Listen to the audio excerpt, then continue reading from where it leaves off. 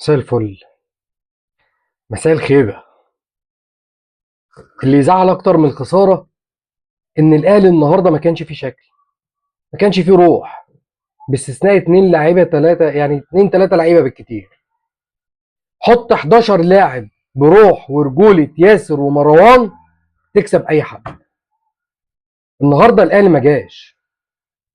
102 دقيقة، فرصتين على الجون، واحدة لقفشة واحدة لبن شرقي، وبتاعت قفشة دي ما اتحسبش، كان بيمرن الحارس تقريبا.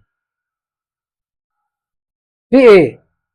لا لا بجد، يعني انتوا الماتش اللي فات علوتوا طموحنا قوي ان احنا عايزين نكسب ونصعد، وزعلنا من التعادل وزعلنا ان احنا ما كسبناش.